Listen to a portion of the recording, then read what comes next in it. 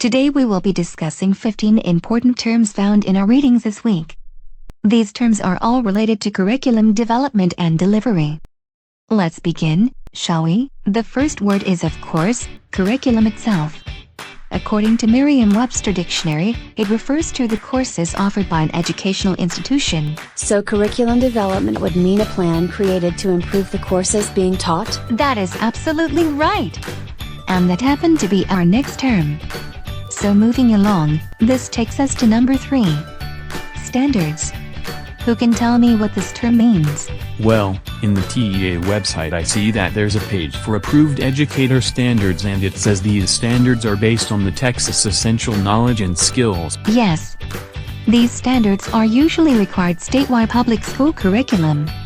In Texas, they reflect current education research for grades EC to 12.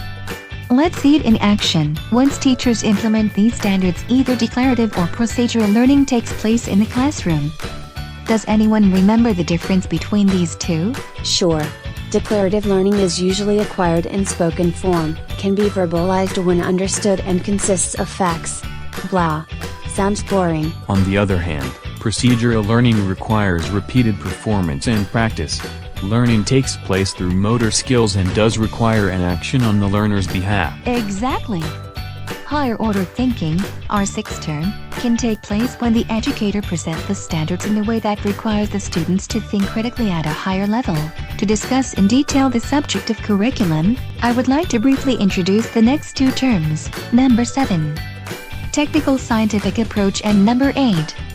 Non-technical non-scientific approach. Technical scientific approach to curriculum focuses mainly on specific content being taught and emphasizes on the importance of high positive results, as in assessments. Non-technical non-scientific approach to curriculum, however, is more student-centered as it focuses on placing their needs above all else, thus resulting in genuine learning. Now, for one of your readings there were some special terms that you had to discuss together. Do I have any teens who would like to volunteer and share with the class? Oh, great!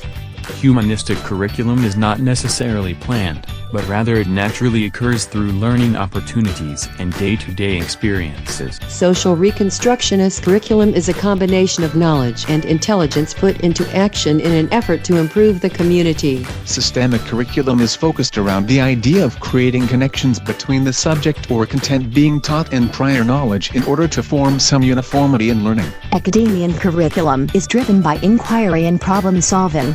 The key is to use various resources such as books and modern technology in order to collect data and reach a solution. That was great. It all boils down to allowing curriculum to be student-centered. Term number 13. Meaning that all programs, activities, and experiences are in favor of the students. Through each approach, educators must be kept accountable. Term number 14. For what goes on in their classrooms. This refers to them being held responsible for the learning of each child. Can anybody think of a way in which teachers can implement the curriculum as they meet the students' needs, yet show accountability for what they do? This assignment was presented in the form of a video to keep you as a viewer engaged. Term number 15. In this same way, we should keep our students engaged in their learning. As basic as they may seem, these 15 terms were selected as important for the role they play in the curriculum development and implementation process. Education revolves around them.